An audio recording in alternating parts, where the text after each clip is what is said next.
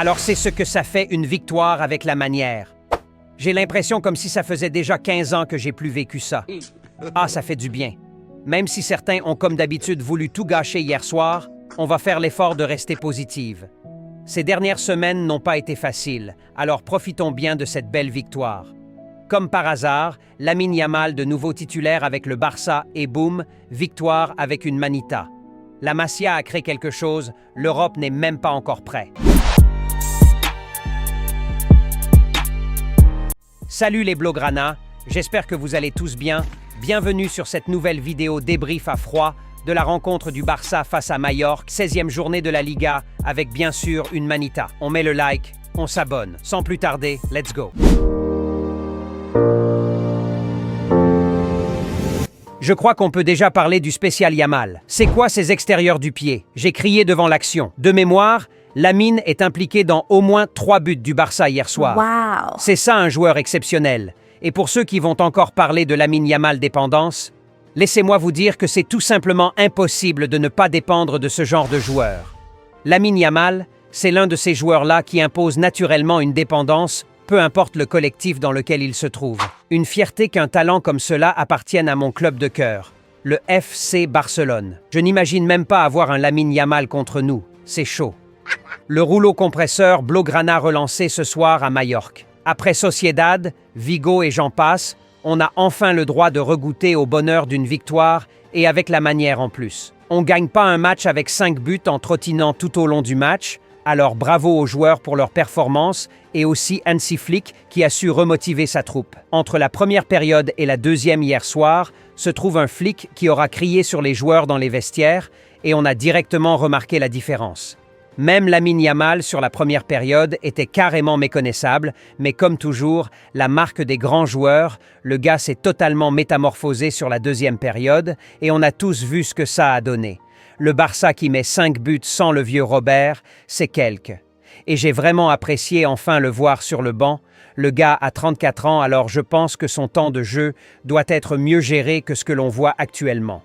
Et même juste le fait que le Barça gagne avec autant de buts sans lui, envoie un message clair et pour moi, l'aidera énormément à se ressaisir. Et ce que j'ai vu de Pau Victor hier soir, surtout techniquement, il mérite pour moi une concurrence saine avec Lewandowski. Et savoir qu'il y a un jeune derrière qui peut aussi assurer sa fonction ne pourra que booster le vieux Robert à se donner encore plus et enfin revoir aussi ses contrôles de balle. Et de grâce en allant travailler ses contrôles, qu'il ramène Ferran Torres avec lui. Lui, j'ai l'impression que plus le temps passe, plus il devient nul. Peut-être le fait qu'il revient de blessure, et sur ce point même, je comprends pas du tout le fait qu'il se blesse souvent alors qu'il n'apporte rien de concret sur le terrain.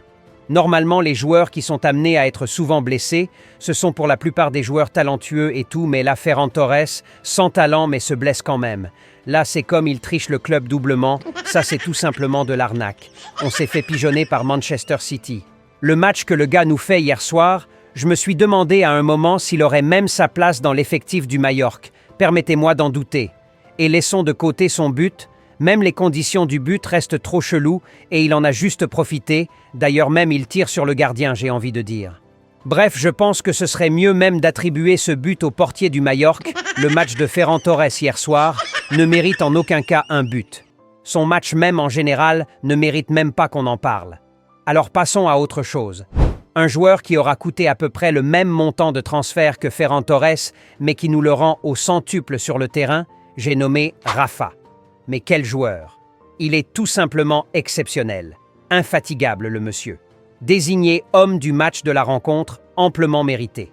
À cette allure, à la fin de la saison, il pourrait créer tout un musée avec ses trophées homme du match. Tellement il en prend cette saison. Et son penalty, ouais, va falloir aller le chercher. Pas de Robert, vous êtes à égalité dans le match, le gars prend le ballon et va faire son job de capitaine. C'est ça un leader. J'ai bien aimé aussi le match de la défense en général hier. Même si on concède pas mal d'occasions, c'est normal, dois-je dire, avec notre style de jeu et le fait que nos défenseurs manquent clairement de vitesse.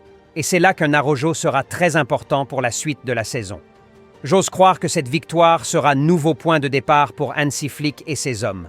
Malheureusement, on n'a presque plus de marge d'erreur en Liga cette saison. Surtout avec le Real qui gagne pratiquement tous ses matchs. Ça risque d'être très compliqué la suite. Alors le Barça devra enchaîner le plus de victoires possible, en attendant évidemment un faux pas des Merengues, sans oublier les Colchoneros qui sont aussi mine de rien à 5 points du Barça avec un match en retard. Et bah la Liga est vraiment relancée. Passons aux notes des joueurs. Iñaki Peña 6, j'ai bien aimé son match et de toutes les façons, on est obligé de faire avec lui je crois pour toute la saison, pas le choix. Défense centrale, Inigo Cubarsí. Je les donne un 7, belle performance. Cubarsí, 17 ans, qui à un moment donné tient Mouriki qui fait 2 mètres et 170 kilos à la balance, mais qui n'a même pas bougé. Il est tellement fort, ce petit. Avec juste un peu plus de vitesse, je n'imagine même pas ce que ça pourrait donner. Alejandro Balde, 7 aussi, il a fait son match. Jules Koundé, je lui donne 7 aussi. Hier, il a été nettement mieux que ces dernières semaines. Et bizarrement, je trouve qu'il ne montait pas trop aussi sur ce match, peut-être une consigne de flic, c'est possible. Double pivot Pedri Casado, je donne 8, top performance. Dani Olmo, qui a presque tout raté la première période, un peu en dessous, comme presque toute l'équipe d'ailleurs sur la première mi-temps. Je lui donne 6 à mon avis, il peut largement mieux faire. En tout cas, personnellement, j'en attends mieux de lui, il a les qualités pour. Rafinha, 9, top performance une fois encore du Brésilien qui ne cessera pas de nous étonner cette saison. Actuellement, tu fixes 100 millions comme prix de transfert pour Rafinha, personne ne bronche, il les vaut. Alors qu'il y a seulement quelques mois de cela, ça parlait déjà de le liquider pour quelques frites et du ketchup. Vraiment, il aura fermé des bouches. Ferran DiCaprio Torres dit « fait ». En vrai, il revient juste de blessure, du coup je crois qu'on doit être patient avec lui. N'oublions pas qu'avant sa blessure, il était de loin le meilleur joueur du Barça. Bon, je blague, 4. Je ne peux pas faire mieux. Je comprends pas comment un titulaire au Barça peut nous pondre une telle performance. Je suis sûr qu'un jeune de la Masia en fait largement mieux à sa place. On termine avec Lamine Yamal, 9 aussi. Pour moi, il aurait mérité le trophée homme du match tout autant qu'un Rafinha. Les 2 buts de Rafinha dans ce match lui ont été offerts sur un plateau par Lamine. Les passes que le gars nous a sorties hier soir, je crois qu'il pourrait déjà s'asseoir à la table des Modric et même Lionel Messi en la matière. Top performance. Voilà un peu pour la note des joueurs. Les Blaugrana, n'hésitez pas à me donner vos avis dans les commentaires, ça compte énormément. Place au jeu prono, ça se passe dans les commentaires des vidéos avant-match et il suffit de mettre le score exact que vous voyez pour le match dans les commentaires. Et un coucou spécial sera fait au gagnant dans la vidéo débrief à froid. Alors notre gagnant de ce soir, c'est Monsieur Moussa Camara.